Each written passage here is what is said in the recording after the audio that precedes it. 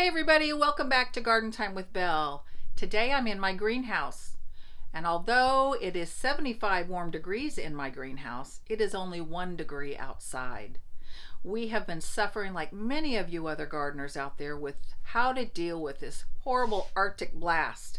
I know that all over the Midwest, as far south as Texas, you all have been really suffering this terrible cold.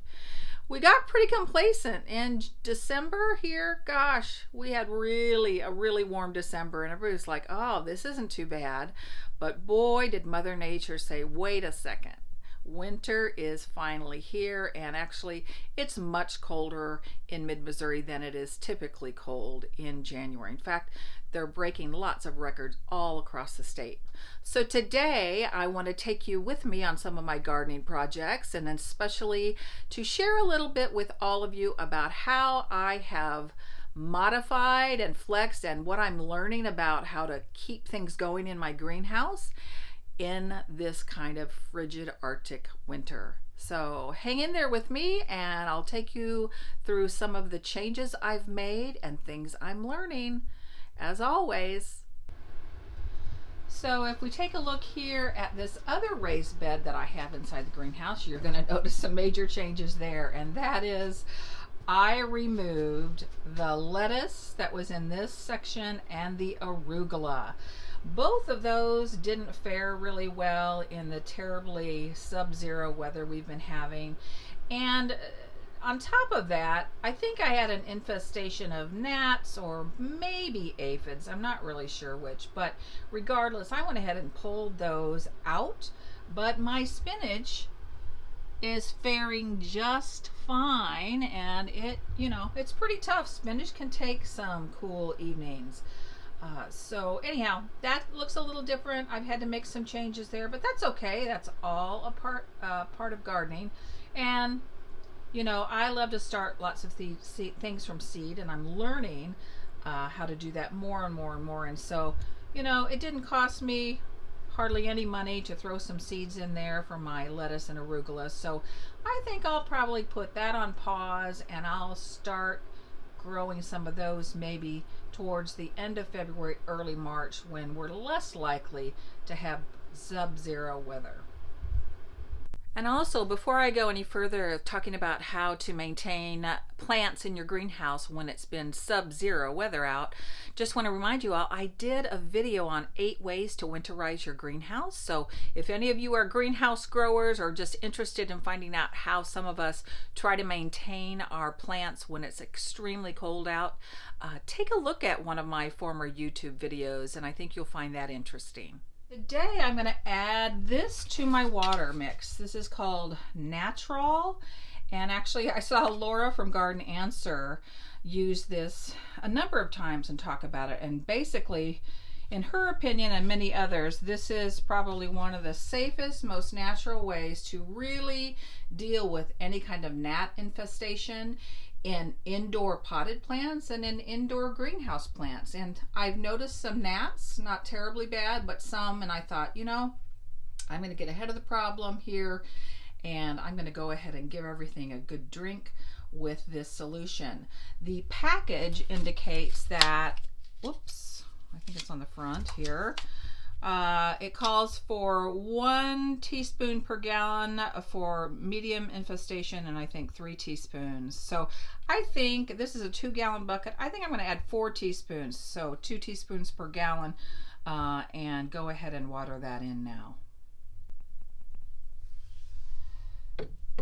I got this Hori knife for Christmas that everybody raves about. A million uses for this bad boy, and I'm using it right now just to stir in that natural into the water and mix that in, because that's what was closest. You use what you have. I put my garden gloves on. I don't usually use gloves a lot because I can't feel things very well with them, but I thought, well, natural is supposed to be safe for humans and animals, but I thought in mixing it up, why not? All right. So now it's just a matter of me pouring those in my 2 beds, and hopefully it'll do the job.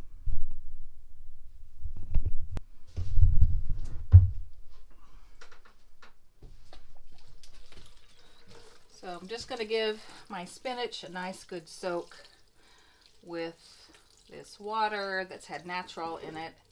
And actually, I'm going to go ahead and soak all of this bed because some of my lettuce looked like it had gnats. And we know that the life cycle of a gnat, you know, they hang out in the soil. So I'm going to go ahead and treat the soil in this entire raised bed just as an extra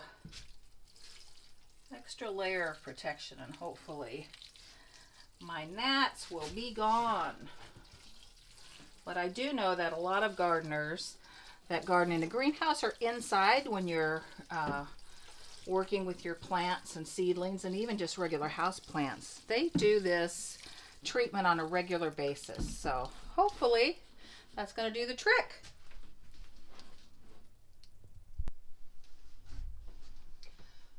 Okay, so time to give my herbs a good little drink with the natural anti-gnat ingredients. In fact, I'm putting in about 1 gallon, and what I've learned in the cold weather inside my greenhouse, things don't need to be watered nearly as often as when the weather is warming up. Even though it's only about 1 or 2 degrees outside and inside, my thermometer says it's about 75 degrees because we've got a slight bit of radiant heat from the sun today. It gets way hotter than that in the summer and things dry out quickly, but in the winter time, I don't have to do nearly as much watering. I just let the plants tell me when they need to be watered by how they look, but also, you know, we gardeners do the finger test. Stick your finger down in the soil down to at least the second knuckle, and if it's dry all the way down, then it's time to give them a nice good drink. So the next thing I wanted to share with you today on how we have had to flex and learn from how to use the greenhouse in this horrible, horrible Arctic blast we're having. You're finding me not in my greenhouse, but in my basement, in one of our spare bedrooms. We're going to be using this room over the next few weeks, probably the next month or so. I don't know. I'll have to wait and see what the weather does, but the plan is to use this space to take care of my tender annuals that I'm trying to keep alive, and also, more importantly, my seedlings. The other night it got super cold, way below zero, wind chills probably 25 below zero, and even though I've got a couple of good heaters in my greenhouse, I was just too nervous to leave those out there. And so we decided to bring them in and set them up in here so they would be safe and sound. And so I was hoping to show you our little setup. And what I'm super excited to share with you is this stand for my grow light. My husband actually made this stand out of PVC pipe and a few other items. He looked it up on YouTube. Isn't YouTube great? That's where I learn a lot of stuff, and I'm coming to you on that platform. So anyhow, he checked out YouTube and he got some inspiration from somebody who made something very similar to this design. And so make sure if you're interested in this, take a look below the description box. I will have a link to the YouTube video where my husband learned how to put this together. So hopefully it'll work for us. One of the great features about this that he was telling me is that it's collapsible. So parts of it are permanently attached and parts of it are not, so that if you have a small space, or if you are like me, you don't want to dedicate a space full-time in your house to seed starting or taking care of your seedlings, then this little collapsible hanger might work really well for you. So check that out below the descriptions.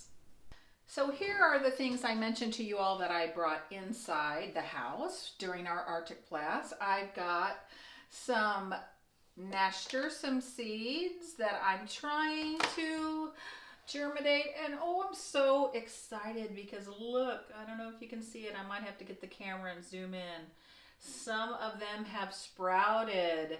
I put 2 in each cell, and they usually take 7 to 10 days to germinate, and it has not been 7 to 10 days at all. Oh gosh, it's been probably more like, I'd say 4 or 5 days.